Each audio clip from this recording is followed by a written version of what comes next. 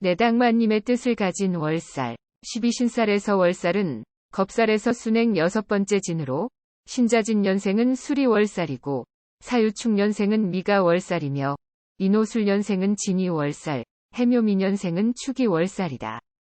월살은 내당마님이나 영부인의 뜻이 되는 신살로서 쉽게는 정식 혼인 절차를 거쳐 들어온 조강지처의 의미이고 제살 영마살과 삼합을 이루면서 토우행의 어미 껴낌으로 제살이나 영마살의 뜻을 모두 포함하고 있는 신살이다. 일반적으로 내당마님이나 영부인의 자리란 고대광실의 비단금침 고운옷은 말할 것도 없으려니와 줄줄이 늘어선 하인들의 숫자로 그 세도를 짐작하고도 남음이 있겠으니 남편인 양반대감이나 군왕을 하늘같이 받드는 여인네의 품새가 월살의 표본이라는 것이다. 그런데 여기에서 부귀영화만을 보면 안 된다.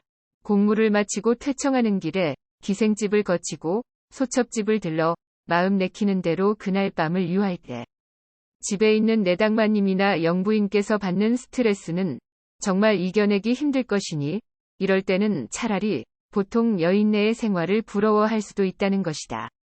내당마님이란 능력 있는 남자의 처라는 이유만으로 영화를 누릴 수 있는 계급이다. 때로는 남편과 동행하여 이웃이나 국민들의 영접을 받기도 한다.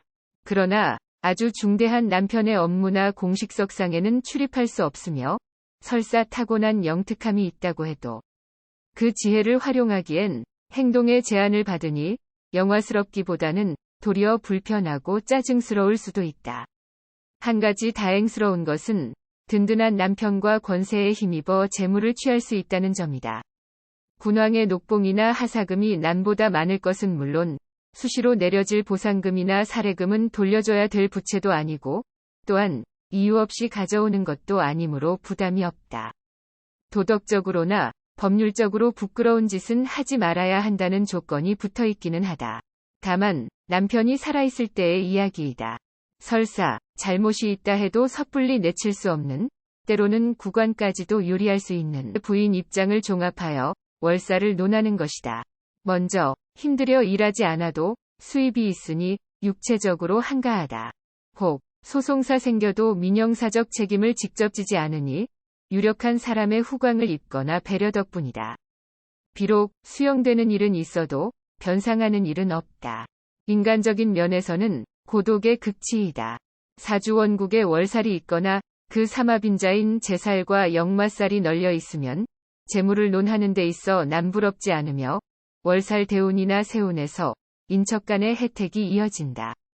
상속이나 의로금 보상금 등을 받는 것으로서 결론적으로 여자는 과부팔자이고 남자는 호라비 팔자라는 것이니 보통의 사람들은 여유 없는 살림 때문에 한눈을 팔려가가 없음에 비해 월살의 경우란 때때로 횡재라 할 만큼 쉽게 재물이 들어오고 무료한 시간이 많음에서 파생되는 갖가지 문제로 인해 원만한 가정생활을 이루기 어렵다는 것이다. 때문에 월살 또는 월살그룹의 인자가 많은 사람들이 여러 번 결혼한 경우를 보게 되는데 햇볕의 일부를 반사한 것이 달빛이긴 하지만 그래도 어둠을 밝히고 정월 대보름이나 8월 한가위처럼 찬란할 때도 있다는 것이다. 10월 동지 섣달이라고 해도 의미는 같다. 자고로 형설에 공이 있다 하지 않았는가. 반딧불을 등불 삼았다거나 눈 위에 떨어지는 달빛을 등불 삼았다거나 덥거나 춥거나 어두운 곳에서 달빛의 공은 무한하다는 것으로서 월살이 찾아와 어두운 곳을 비춰주면 모든 생활이 환하게 발전한다는 것이다. 월살이 대운이나 세운에서 들어오면 그때의 생활이 밝아진다. 생일이 초승이면 초승달만큼, 보름쯤이면 보름달만큼이고 금음쯤이면 금음달만큼 밝아진다. 월살띠에 자녀를 낳았을 때도 같은 시기에 행운을 얻는다. 여러 자녀 중에서도 온화하고 밝은 성격의 소유자로 부모를 즐겁게 하고 학업에 대한 기대도 저버리지 않는다. 때문에 부모는 그에 대한 책임의식 강해져 더욱 힘내서 일하게 되고 특별 배려나 후관까지 곁들이니 경제적 문제도 그때부터 풀려가는 것이다. 주거 환경에서 월살 방향에는 어둠을 밝혀주는 전등 스위치가 있다. 실내를 데워주거나 시원하게 해주는 냉난방 장치도 그쪽에 있다.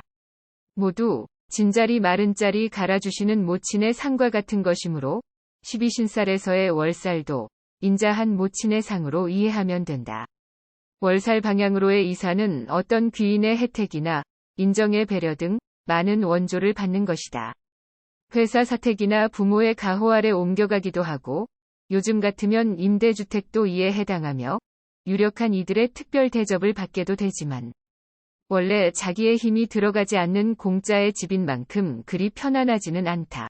월살의 인연으로 여성에게는 조카나 시숙, 이모 등이 많으며 남성에게는 형님이나 사돈뻘 또는 스승의 생년이 대략 이런 띠에 해당하는데 현재의 상황 이전에 어둡고 칙칙한 과거가 그 관계 속에 들어있다는 피할 수 없는 사실이 있다.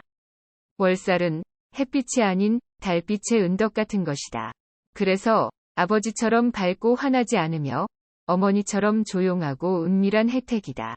이런 것이 생활에 있으면 모친이나 외가의 덕이 있다고 할 수 있지만 역시 앞뒤의 환경이 원활해야 온전한 덕이 된다.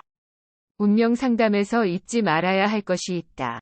고관대작의 부인이 되었거나 고관대작의 자식으로 태어난 덕에 잘 먹고 잘 살 수 있다고 해도 그것이 평생 가는 것은 아니고 월살이 생활에 있으면 모친 덕에 부모 덕에 뜻밖의 호사를 누리는 것은 분명하지만 그게 재앙이 되지 않도록 정말 조심스럽게 살아야 한다는 것이다.